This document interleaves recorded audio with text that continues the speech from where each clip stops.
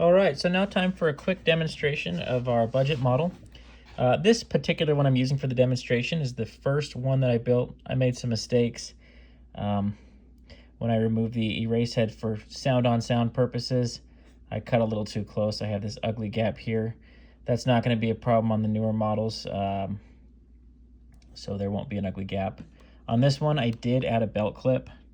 That's not going to be an option on the models that I'm going to be selling going forward. This is where the old speed control potentiometer was, where you could adjust it with a tiny screwdriver. Clearly it's been moved over here, so that's not really an option anymore.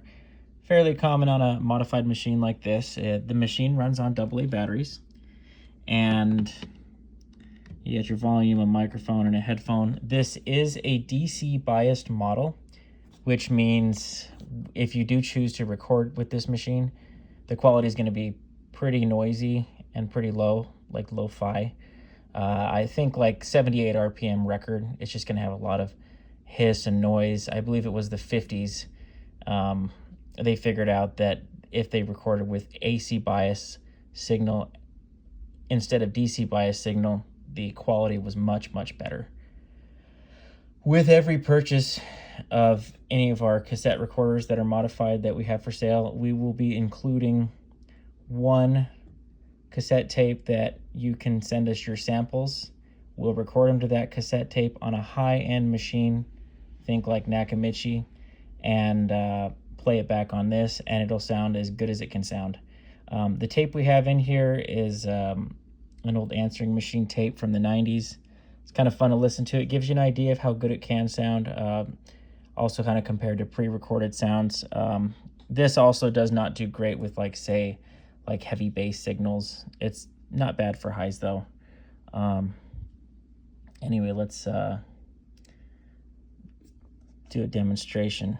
Oh, and one more thing I wanted to mention is here on every model I sell with one knob, we have a pitch marking. It's kind of hard to see in the photos, but basically this pitch marking here, that is a guide for you to know where to take this to get the correct pitch, the standard 1 7/8 inches per second speed. So that way, if you want to play with it and then come back to the common speed of a cassette, it's at least marked. Anyway, let's do a demonstration.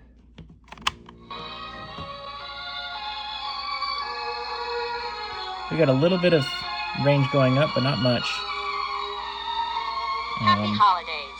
As 1995 draws to a close, we would like to offer our sincere thanks for your valued business this year. We appreciate having you as our customer and look forward to serving you again soon. And we have a pretty big range going down in speed.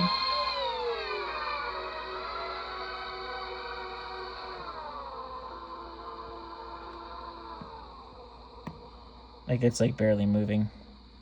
You want to make it like a drone type deal, that kind of sound. It's good for that. This has a very wide range of speed control, which is pretty cool. Please hold for a moment. One of our staff of fully trained, knowledgeable professionals will be with you momentarily. Got the phone a little too close to the machine. A lot of modern tape players are like that. I can't get it to do it now. Huh. Strange. Anyway, that pretty much sums it up. Feel free to contact us for questions. Thank you for holding.